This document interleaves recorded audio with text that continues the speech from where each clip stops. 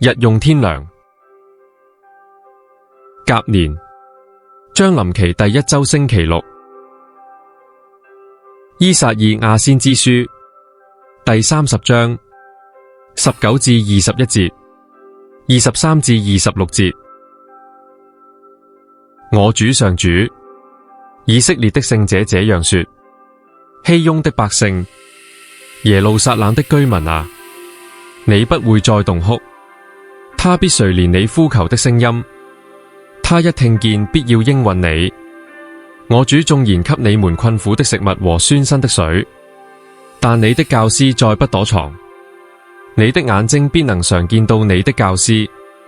當你偏左或偏右時，你必會親耳聽到你後面有聲音說：這是正路，你們要行在這上面。你把種子種在地裏，上主必使雨降在其上，並使你地裏出產的食糧豐盛富饒。那一日你的群畜必將在廣闊的草場上牧放，耕田的牛和驢駒必吃用木獻或播激揚淨而拌上鹽的初料。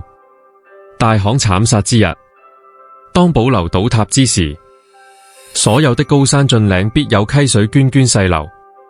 當上主包紮他百姓的創口，治療他們傷痕的那日，月亮的光華將似太陽的光華，而太陽的光華必增加7倍，有如積累了7天的光華。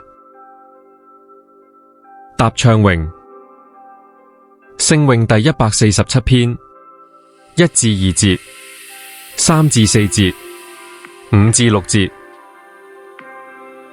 仰賴上主的人是有福的，讚美上主，因他是美善的；歌頌我主，因他是甘甜的。我主上主是應受讚美的。上主重建了耶路撒冷城，原聚了四散的以色列民。他醫治了心靈破碎的人，也親自包紮了他的傷痕。星辰的數目全由上主制定，星辰的稱號也都由他命名。我們的偉大上主，威能無比，他所具備的智慧不可估計。上主將謙遜的人扶起，將蠻橫的人貶抑於地。馬竇福音第9章35節至第10章1節5至8節。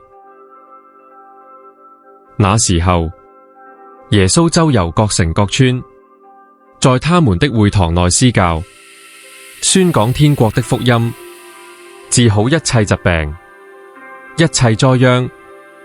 他一見到群眾，就對他們動了慈心，因為他們困苦流離，像沒有牧人的羊。於是對自己的門徒說：莊稼固多，工人卻少，所以你們應當求莊稼的主人派遣工人來收他的莊稼。耶穌將他的12門徒叫來，授給他們制服邪魔的權柄，可以驅逐邪魔，醫治各種病症、各種疾苦。囑咐他們說：你們寧可往以色列家迷失了的羊那裏去。你們在路上應宣講說：天國臨近了。病人，你們要治好；死人，你們要復活；癩病人，你們要潔淨；魔鬼，你們要驅逐。你們白白得來的，也要白白分施。今日嘅讀經向我哋揭示咗一個深刻嘅真理：天主借着先知依撒意亞許諾咗嘅恩許，喺耶穌基督之內完全成就。依撒意亞先知書話俾我哋聽，上主必垂聽佢嘅百姓嘅呼聲，一定會治療佢哋嘅創傷，必定會引導佢哋走上正路。而馬竇福音中，我哋睇到耶穌以佢嘅慈心同埋行動，將呢啲許諾化為具體嘅現實。福音描述咗耶穌不斷喺各城各村行走，喺會堂施教，宣講天主國嘅福音，醫治好一切疾病同埋災殃。佢睇見群眾困苦流離，就動咗慈心，因為佢哋好似冇牧人嘅羊。雖然馬竇冇直接咁稱佢為善牧，但係主耶穌嘅慈心正顯示佢就係嗰一位牧者，能夠引領人返到去正途。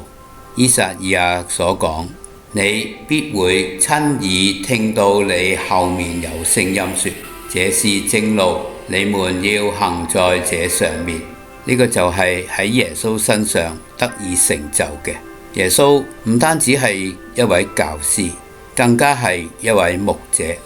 佢嘅慈心使我哋喺迷失嘅時候揾到方向。耶穌又對門徒咁話，莊稼固多，工人卻少。主耶穌召叫12宗徒，授俾佢哋權柄，驅逐邪魔，治好病人，宣講天國臨近。呢啲正係依撒意亞所描繪嘅豐收景象，即係雨水滋潤，田地豐盛，群畜喺草場牧放嘅景況。今日嘅福音提醒我哋，莊稼依然豐盛，工人依然稀少。耶穌嘅召叫唔單止係對司祭或者修道人，而係對所有已經受洗嘅信友嚟到講，每一位領咗洗嘅都係被召叫去成為一位工人。每一個人都能夠觸及一片莊稼田地，呢片田地唯有佢哋能夠進入。耶穌吩咐宗徒嘅工作，亦都臨到我哋基督徒身上。第一，治好病人，我哋可以以同情同埋支持陪伴病者，增強醫療嘅效果。第二，使死人復活，我哋幫助嗰啲心靈、情感或者社會上已經失去咗生命意義嘅人，使佢哋能夠重新振作咁去生活。第三，潔淨癩病人，我哋去接納嗰啲被忽視、被排斥或者被鄙視嘅人，讓佢哋知道天主愛佢哋。第四，驅逐魔鬼，協助人脫離恐懼、憤怒、仇恨、暴力同埋各種嘅惡勢力。